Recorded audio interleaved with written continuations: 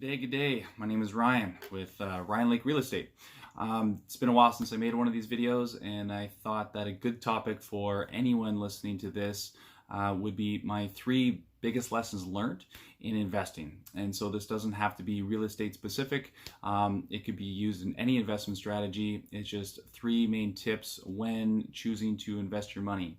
So when I asked myself, what do I want to do with my money? I was looking at the people at my place of work at the time. I was 19, I was working on the rigs, seeing everyone doing backbreaking labor, and I realized quite quickly that's not what I wanted to do for the rest of my life. And if I just wanted to use my money to give myself the option of not doing something like that, I would have to focus my investment somewhere to leverage my money instead of my time. So when I was looking at options, I did what a lot of people do. I went to the most convenient option. I was dealing with the RBC at my local branch in a small town in Saskatchewan at the time, and I went to them. I found my investment specialist, and she sat me down and she asked me what my age was and what my risk tolerance was. So I'm sure that is a common thing that a lot of you have done, and it's something that I've done as well. So at the time I had a measly sum that I started investing with, say $5,000, but that was 2007. And in 2008, I'm sure a lot of you already know what happened in 2008. There was a global recession that hit. And so with my high risk lien, I lost about 40% of my money, which at the time wasn't a huge hit because, I started with a small sum, but no matter if it was $1 million, $1 billion, or $10, 40% is still 40%.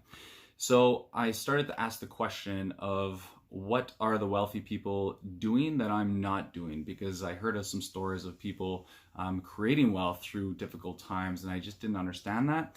And so through that question led me to real estate. And this isn't to lead you down a path toward real estate investing. It's just to tell you the lesson that I imparted from this experience.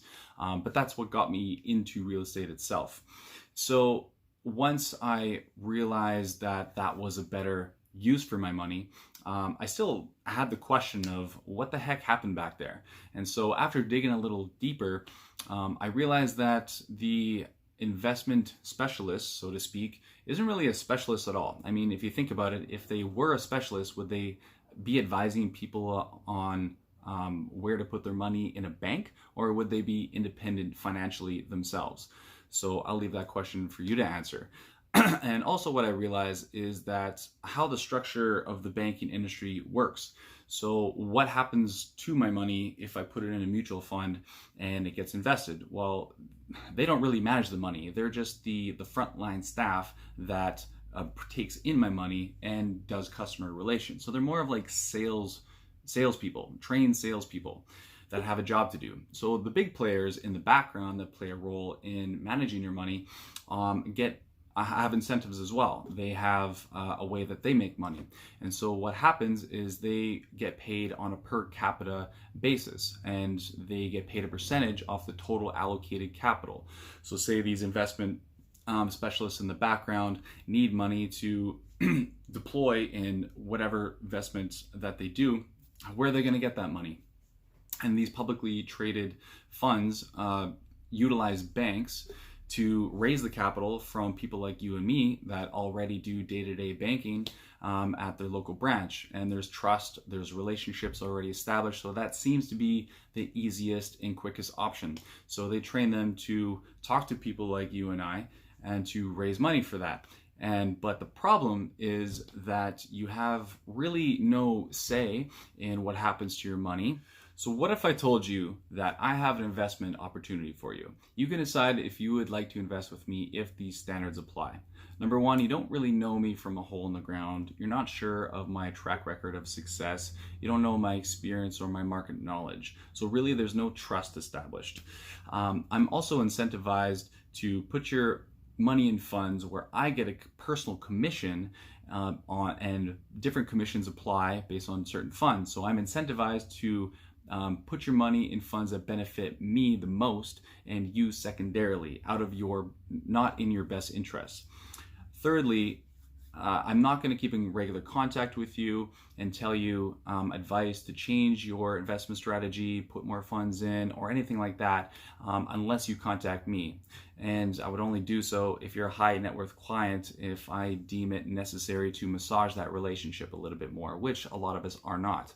And you won't ever get to meet the management team. You won't get to know the strategy. So if you'd still invest with me, you can just invest in the bank like you normally would. But if you are a person who wouldn't invest with me, if those standards apply, well, then I would take heed in this information and rethink your investment strategy. And that's actually what got me into real estate, because I realized that I have far more control over where my money goes. For one, you control the asset. There's no hidden fees. There's 100% transparency. You can decide what you want to do, whether you sell when the market is up or buy when the market is down, who the tenants are, and all of that fun stuff that happens with real estate. Okay, so lesson number 2 is about MER fees, also known as management expense ratios. So a lot of you have probably never heard of this, but many of you have probably had to pay these fees at some point in time, especially if you invest in mutual funds like I did in the past. And so what I learned, it was a crazy statistic that Canadians, we spend the most, like out of the whole world, on these fees, upwards of 2+%. So basically what they are is a fee that we pay for other people in the background to manage our money. So say if they have $1 billion worth of allocated capital, they charge 2% of whatever they have to deploy those funds and whatever investments that they see fit. So those really run up the expenses that you and I have to pay for. And so just to give a perspective of how that impacts your finances. So say it's 2%. So that means $100,000 that you have invested, $2,000 gets paid in fees every single year.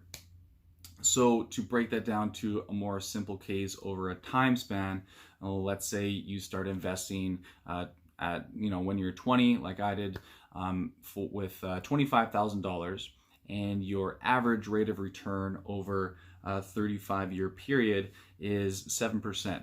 So without the fees, you would make $1.1 million. So if we add the 2% fees, on average that's what we pay, over that same time horizon with the same average 7% return on investment, you would only get $680,000. It's actually $679, just for round numbers. So that's a huge difference. And in fact, that's $416,000 difference. And mathematically, percentage-wise, to wrap your head around it, it's 38% of your total net worth. That's a huge sum. So if we can avoid that, that would be better. And that's a huge percentage. That's 38%. That's more than I pay in personal income tax. So if we can avoid that, let's do that. And what I learned is the value of index funds. So basically you can take the same style of investments. It's kind of like a mutual fund, except without the fee involved. And so there's Wealthsimple, there's Vanguard, other companies like that, where it's more of a self-directed account, but it's pooled to different investments, just like a mutual fund. And some are pretty comparable to what you can find in your local branches at the RBCs, the TDs, and stuff like that. So if we can just do that, instead of paying 2%, we can pay something like 0.05%, which is a huge difference. And so that's my lesson number 2, avoid MER fees. Okay, so my investment tip number 3 is the rule of 72. Now, the rule of 72 is a simple rule to give your to help wrap your head around how long it takes for you to double your money. And so I came across this when I was thinking about leveraging time rather than money. Once I figured out that time was actually the resource I was trying to optimize, it wasn't necessarily the money. You can always get more money back. You can never get the time spent back. I would rather be, a little poor and have an abundance of time and all the options to spend my time, rather than all the money in the world but no time to enjoy it or people to spend it on. And you get the point. So how this works is you take the number 72 and you divide it by your expected or average return on investment. So you can use this to play with different investment ideas and see how long it takes to double your money. So just using simple numbers first that we're all accustomed to, I would say that the majority of people are getting 6% or can get 6%. So it's an easy number to have believability. So how this works is you take 72 and you divide it by your return on investment. So in this case, 6%. And that gives you the number 12. That number 12 means it takes 12 years to double your money. So if you have $100,000, you're making 6% return on your investment on average, and that means it takes you 12 years to get the $200,000 or to double your money. So how this is kind of fun to play with is if you're comparing different investment options, like in my case, real estate, if I know, I'm pretty confident that I can get 12% on my money, that essentially means I'm taking 72, the same number that we were working with, and I can divide that by my speculative or my proven average return on investment of 12%, and that calculation gives me 6, which means it only takes me 6 years to double my money instead of 12. So just by switching my investment and I'm getting a higher rate of return, I'm in fact buying back time. I'm getting the same result, but I'm actually doubling my efforts. So once I started to realize that huge impact, I really enjoy playing with this number, the rule of 72. The only trick is finding an investment that you're comfortable with, where you can deploy your money, where you get that higher return, because it does make a huge impact on your life once you start playing with these numbers. Bonus tip. I got a bonus tip for you. We all love bonuses. So this is that a time in the game investing is more important than how much money you save. So we're going to use two people. One individual is 20 years old and one individual is 30 years old. We're going to use the same parameters. The only thing we're going to change is how much invested every single month towards their nest egg by the time they're 65. Okay, we're assuming that they want to retire when they're 65. So the 20-year-old is going to have 45 years and the 30-year-old is going to have 35 years. They're both going to make 7% return, and the 20-year-old is going to start investing $250 per month towards their investments, and the 30-year-old is going to invest $500 per month. So with those standards, the results are that the 20-year-old is going to end up with $1,067,000, and the 30-year-old is going to be a little bit less, $936,000.